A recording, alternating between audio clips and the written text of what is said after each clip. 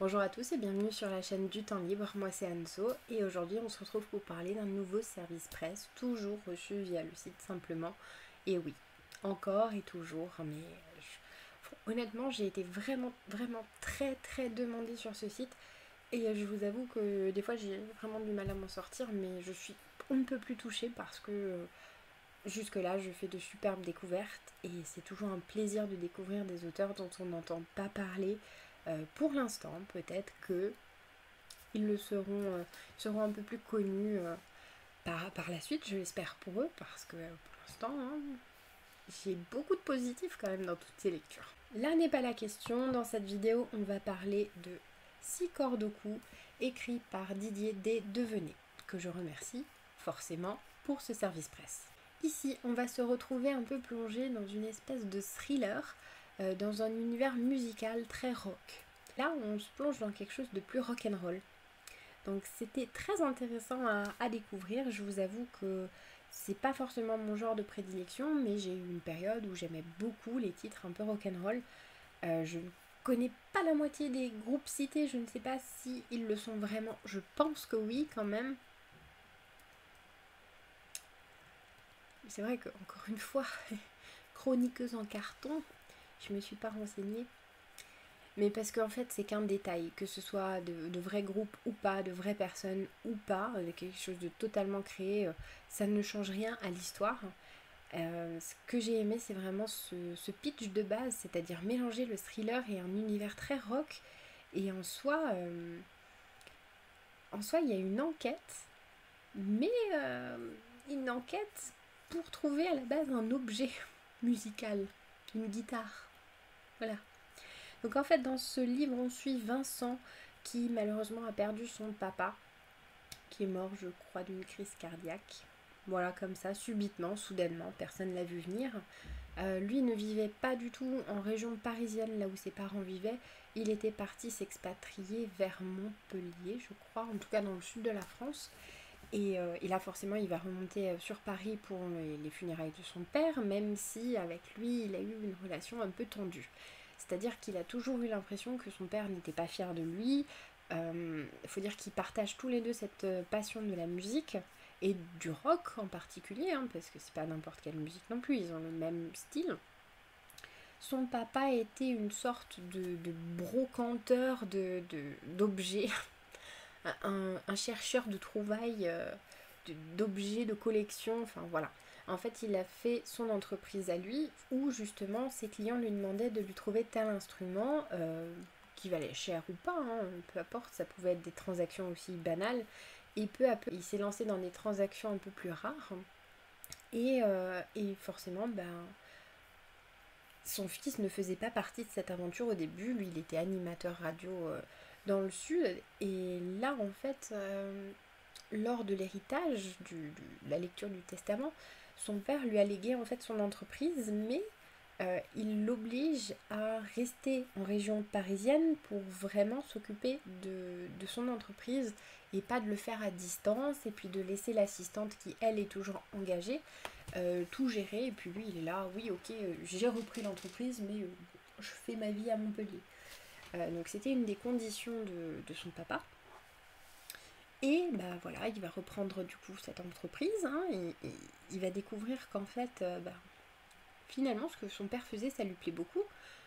Et il va y avoir un client qui va lui demander de retrouver une guitare très particulière. Et c'est ainsi que tout commence. Je ne vais pas rentrer dans les détails forcément parce que je ne vais pas vous raconter l'histoire en entier, ni la fin, ni rien du tout. Mais du coup, j'ai trouvé vraiment le pitch très original. J'ai rarement vu quelque chose comme ça. Bon, après, je suis pas une grande lectrice de thriller, j'en ai quelques-uns dans ma palle. Ceci dit, vraiment, je trouvais l'enquête originale parce qu'en général, dans les thrillers, on cherche un meurtrier. Euh, on cherche. Oui, un meurtrier. Il y a eu un cadavre, voilà.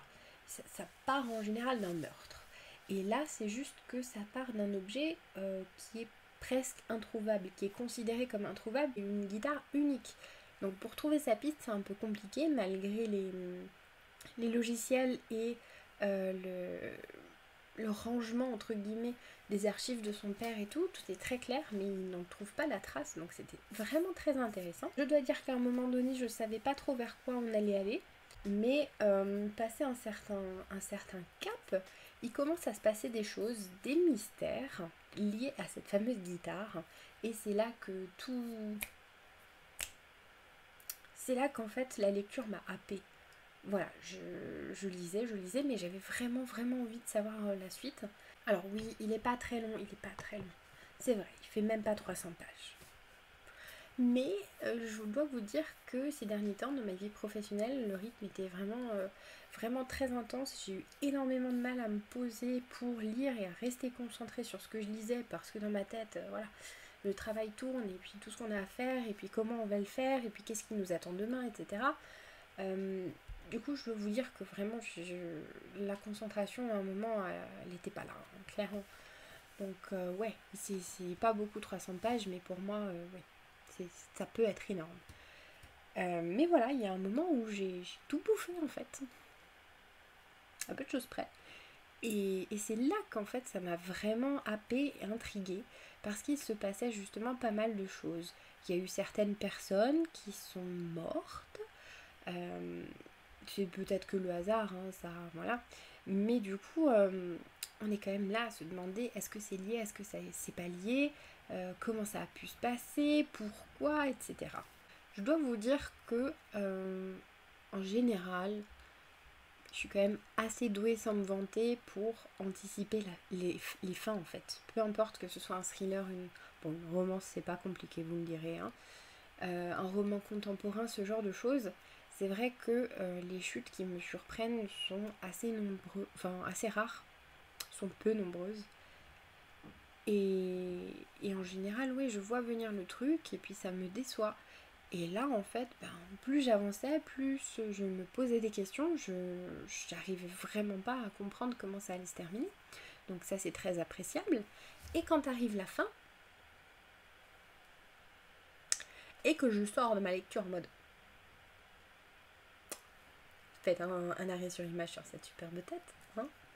Non, ne le faites pas, s'il vous plaît. Oui, donc quand j'arrive à la fin de ma lecture et que je suis sous le choc parce que je n'y attendais vraiment pas, et bien je pense que c'est quand même un bon livre. Alors j'ai peut-être été un peu nulle de pas le voir venir, je ne sais pas. Ceux qui l'ont lu, si vous l'avez lu, dites-le moi, parce que clairement moi je n'ai vu que du feu. Je me suis fait avoir tout simplement. Et ouais, le responsable de tout ça n'était même pas soupçonné à mes yeux. Jamais je n'ai ne serait-ce qu'imaginé que cette personne pouvait être responsable. Ouais, franchement je me suis sentie un peu nulle. Parce que oui, même pas un petit soupçon. Pour moi c'était la personne la plus innocente qui soit, hein, je vous le dis. Je pense pas vous mettre l'oreille à la puce à l'oreille. Je ne pense pas vous mettre la puce à l'oreille en vous disant ça parce que y a vraiment beaucoup de personnages que j'ai exclus de cette théorie. Je n'ai rien pensé de tel à leur sujet. Voilà. Donc j'ai trouvé la fin surprenante et ouais, c'est quand même franchement assez rare d'être surprise par une fin. Surtout dans un thriller en fait, où je voyais vraiment rien venir. Je me posais la question où est-ce qu'on allait. Un coup il part vers ce pays pour rencontrer telle personne, après il part dans un autre pays, voilà. Et là du coup, qu'est-ce que ça fait du bien de se laisser prendre au jeu, de rien voir venir et puis juste de découvrir l'histoire en fonction de notre avancée. Et puis c'était franchement cool, voilà, je vous le dis. Le personnage est attachant. Je dois dire que voilà, je me suis pas non plus sentie très proche de lui, mais il y a quand même eu un minimum de connexion. Alors que comme dit, hein, le personnage a quoi, plus de la quarantaine, donc on n'a pas le même âge, on vit pas au même endroit. Son style musical n'est plus le mien, et j'ai jamais été autant dans cet esprit rock que lui. Voilà. À la base, ça partait pas forcément super bien parce qu'on n'a pas énormément de points communs. Mais ouais, j'ai aimé le suivre en fait. Il m'a touchée parce que, parce que je pense déjà qu'il essayait de se reconnecter avec son père à travers son entreprise. Et forcément, c'était son héritage, hein, c'était son devoir entre guillemets de reprendre l'entreprise et puis de continuer à la faire vivre. Et en même temps, il y avait tellement de mystères, lui-même était perdu. Et finalement, je sais pas, ça nous a sans doute rapprochés. Parce que j'ai franchement aimé le suivre. Je vous ai pas dit, mais il y a une partie quand même un peu occulte dans cette histoire. Outre les mystères, etc., on a quand même une petite dose, entre guillemets, de paranormal. Alors ouais, non, on va pas parler de fantômes, de vampires et compagnie, hein, mais voilà, il y a un petit mystère qui plane sur cette guitare. Et on va trouver quand même une petite, pas énorme non plus, mais une petite dose d'occulte. Ce qui était franchement appréciable, hein, parce que vraiment ça sort du lot. Voilà. C'est ça. Je pense que je peux m'arrêter sur cette phrase. Ce roman sort du lot. En plus, il était très bien écrit. L'auteur a une plume très fluide et en même temps très prenante. Comme dit, au début, j'ai eu peut-être un peu de mal à rentrer vraiment dans l'histoire parce que je comprenais pas où on allait. Et après, au moment où j'ai dit, bon bah tant pis, je me laisse aller, on va découvrir, la plume de l'auteur m'a embarquée. Et puis bon, bah c'était bon quoi. Voilà. Du coup, si l'univers vous intéresse, si vous aimez juste les thrillers aussi, ça marche. Si vous aimez le rock, ça marche. Si vous aimez les deux, ça match du tonnerre. Donc je vous conseille ce livre pour ces raisons-là. J'espère que vous allez pouvoir craquer et le découvrir. N'hésitez pas à me dire ce que vous en avez pensé si c'est le cas. Je vous remercie d'avoir regardé la vidéo. Je remercie encore l'auteur pour ce super partenariat. Il me tarde d'ailleurs de découvrir ce qu'il a pu faire d'autre. Je dis ça, je dis rien. Mais voilà, c'est un auteur que je pense que je vais un peu suivre de plus près. Merci beaucoup d'avoir regardé la vidéo. Je vous dis à bientôt dans une prochaine vidéo. Bye!